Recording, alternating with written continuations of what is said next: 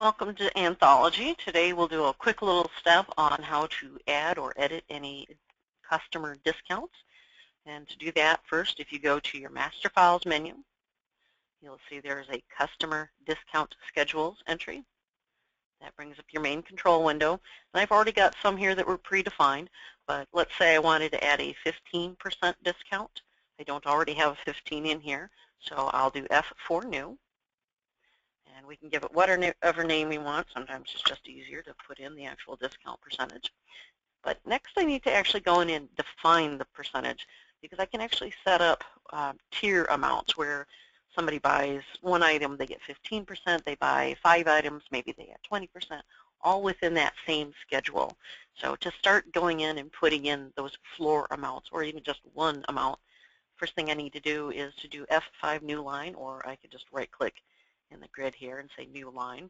And I need to put in the base amount first. So I'm saying if they buy a penny or more, this person, or whoever uses this schedule, would get 15%.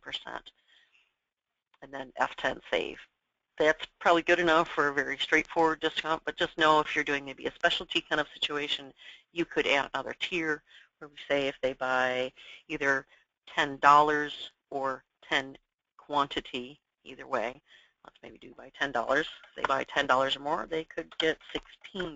And so I could set up different tiers or floor amounts, but most people are just going to be putting in the standard percent discount.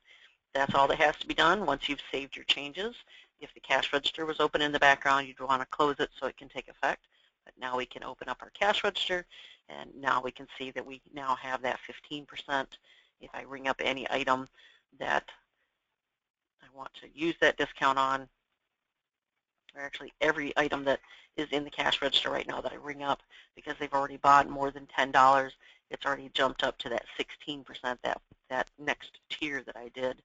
So any item in the cash register screen rung up at this point would keep inheriting that percentage. I could also stop and make a slight change. Maybe this one item should not have a discount at all. Maybe I've rung up several other items. I can go into the item just by clicking on it on the right side in what we call the tape area.